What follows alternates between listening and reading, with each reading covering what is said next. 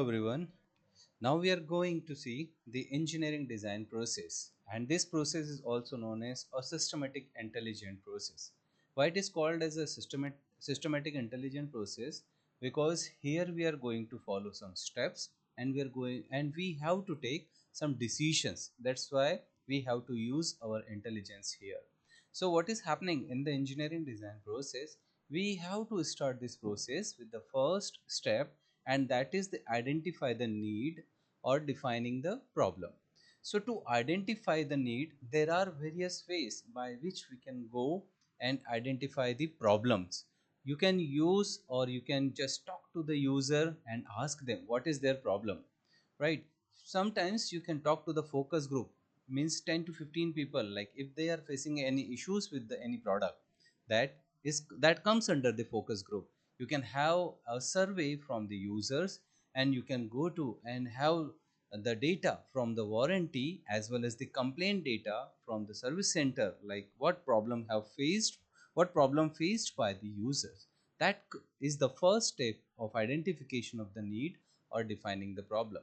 Like once you identify the need, the second step is to gather the information about the product. Like if you want to design any new product, you must know what are the existing products are there and how your solution can be different than the existing one. So to gather the information, there are various methods available by which you can gather the information.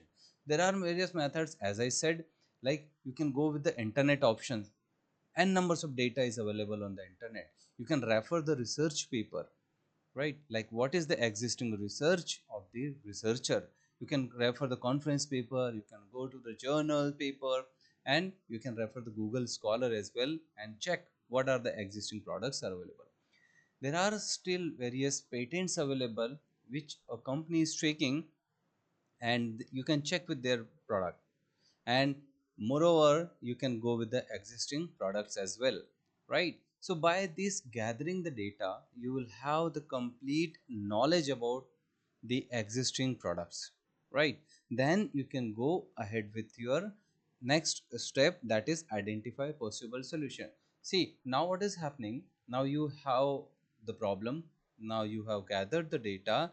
Now what you will do, you ahead or you individual or being a team member or your team can brainstorm the multiple solution, right? Like if there are 7 members in your team, tell every members to just think about the particular solution, right? So by this way you are going to have the 7 ideas with you, right? So out of those 7 ideas you can select the most promising solution, right?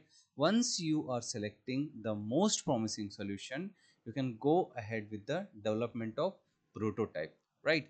Once you are developing a prototype, maybe it's a physical prototype or a virtual prototype, what you can do, you can go ahead and test the prototype with the user, right? See, if you're going to meet the user with the prototype, he or she will be very happy, right? They're going to give their feedback to you, right? So once you are going to get their feedback, what you can do, you can revise your prototype, right? Again reach out to the user, right? Then what you're going to do, again they are going to give the feedback to you. So ultimately what you have to do, you have to refine the prototype again and again, again and again. That's why what we are saying, that's why we are saying this is an iterative process, right? So you have to revise your prototype until your user get happy, right? So once your user is saying, yeah, all the prototypes are okay, you have incorporated the feedback, then what you can do, you are now ready to communicate the solution